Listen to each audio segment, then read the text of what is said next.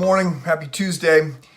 Yesterday we thought a little bit more about suffering, and I encouraged you to think about suffering in this broken world as inevitable and as an opportunity. I encourage you to see it as a path and a possibility of a way to grow.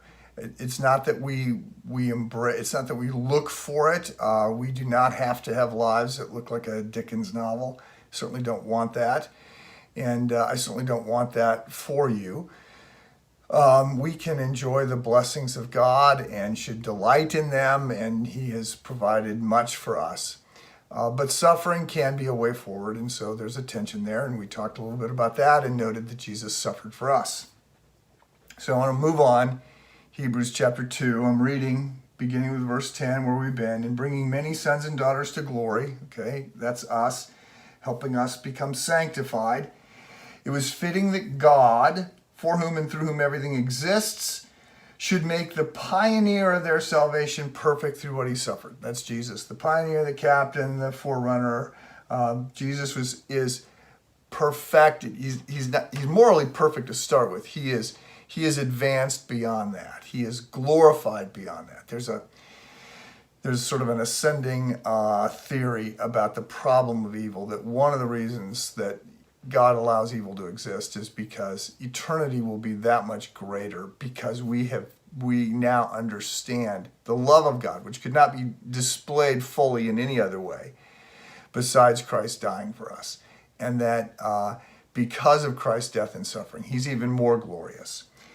And so, so Jesus, the pioneer, the captain, the forerunner of our salvation, perfected through what He suffered. Both the one who makes people holy, Jesus, and those who are made holy, you and me, are of the same family. So Jesus is not ashamed to call them brothers and sisters. And then dropping down to verse 14. Since the children have flesh and blood, that's us, He too shared in their humanity, so that by His death He might break the power of him who holds the power of death, that is the devil, and free those who all their lives were held in slavery by their fear of death.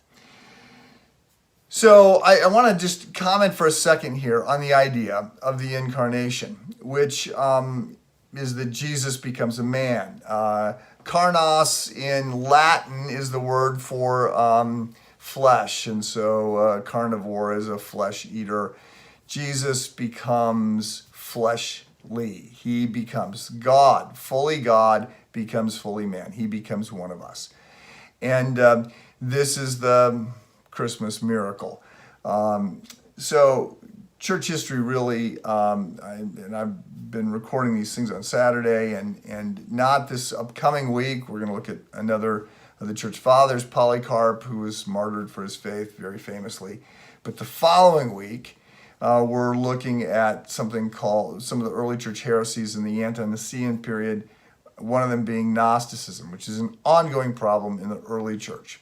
John will write against it in his first letter because it's starting to become rampant. And Gnosticism basically denies the physical. It's an appeal to a spiritual realm only, and you're saved by secret knowledge, and it sort of denies history, denies the body, all these things. Lots of different forms of Gnosticism. There's a very broad and ongoing challenge, and we see it today in New Age movement and spirituality and some other things. But one of the early Gnostic heresies was Docetism, and Docetism said that Jesus wasn't really a man, just looked like it. It seemed, that's the word doceo, seemed to be a man, but he's a little bit more of a ghost. And John will write against this. First John 1, he opens against it. We're writing you about the things that we have seen and heard and touched. He's talking about Jesus, and he's saying, look, Jesus had a physical body. And because of the influence of Gnosticism, because of the influence of the Greek, Plato, this idea that the physical is bad and the spiritual is good, and we've got to, free up our spirits from our bodies.